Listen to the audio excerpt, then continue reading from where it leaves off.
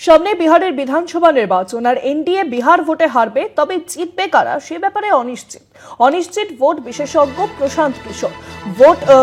প্রশান্ত কিশোর। তিনি কিন্তু অনিশ্চিত ভোট ভবিষ্যৎ বাতলে আবার শিরোনামে উঠে এলেন পিকের দাবি নীতিশের দল 25-এরও কম আসনে জিতবে। এনডিএ অর্থাৎ নীতিশের দল 25-এরও কম আসনে জিতবে, কিন্তু জিতবে কারা এখানেই তো প্রশ্ন উঠছে। প্রশান্ত কিশোর আবারও ভবিষ্যৎবাণী করলেন। ভোট কুশলী প্রশান্ত কিশোর তিনি কিন্তু কার্যত বলা যেতে পারে ফেমাস। তিনি বিভিন্ন জায়গায়, বিভিন্ন রাজ্যে, বিভিন্ন সময় নিজের ভোট কুশলীর জন্য তিনি ফেমাস। তবে এবার তার দল তারাও কিন্তু বিহার নির্বাচনে লড়ছে এবং এবার ভোট কুশলী প্রশান্ত কিশোর তিনি ভবিষ্যৎবাণী করলেন। তবে অনিশ্চিত ভোট বিশেষজ্ঞ প্রশান্ত কিশোরের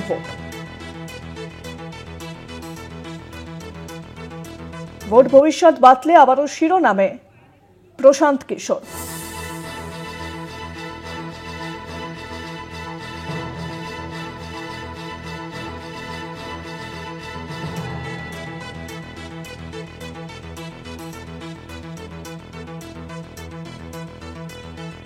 এনডিএ বিহার ভোটে হারবে, তবে জিতবে কারা এখানেই প্রশ্ন উঠছে। কারণ ভোট কুশলী প্রশান্ত কিশোর তিনি আবারও ভবিষ্যৎবাণী করেছেন। তিনি বলেছেন যে নীতিশ কুমার 25-এরও কম আসনে জিতবে এবং হারবে নীতিশ কুমার, এমনটাই ভোট কুশলী প্রশান্ত কিশোর তিনি ভবিষ্যৎবাণী করেছেন। তবে প্রশান্ত কিশোর তিনি কতগুলি ভোট পাবেন, কারণ তার দল যেও কিন্তু এবারে লড়ছে বিহার নির্বাচন।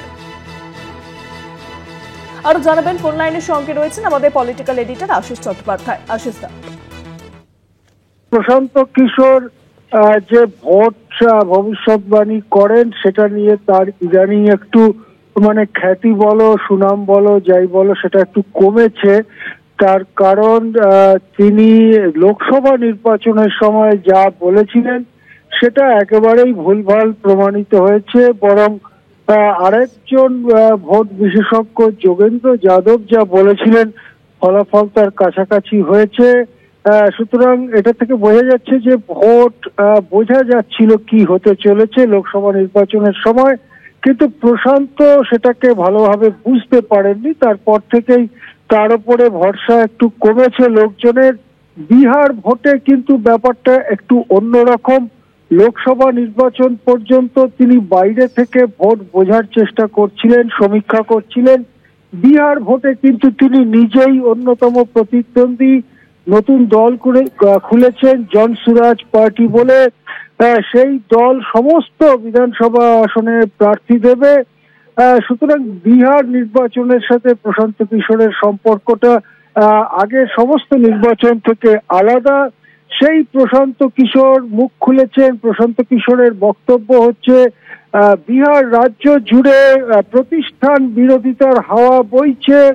নীতিশ কুমারের কাজকর্মে মোটে সন্তুষ্ট নয় বিহারবাসী। নীতিশ কুমারের নেতৃত্বাধীন দল জনতা দল ইউনাইটেড 25টিও আসন পাবে না।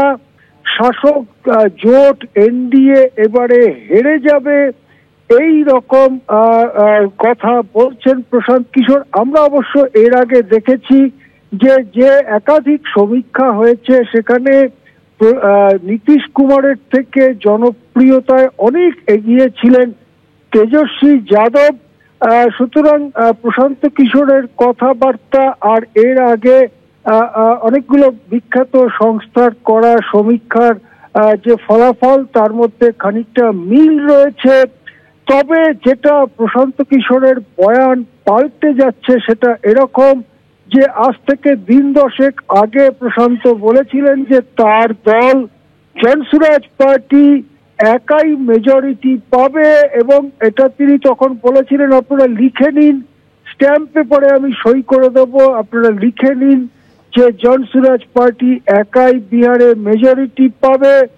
কিন্তু গত 10 দিনের ঘটনাক্রমের পরে প্রশান্ত তার বয়ান বদলে ফেলেছেন।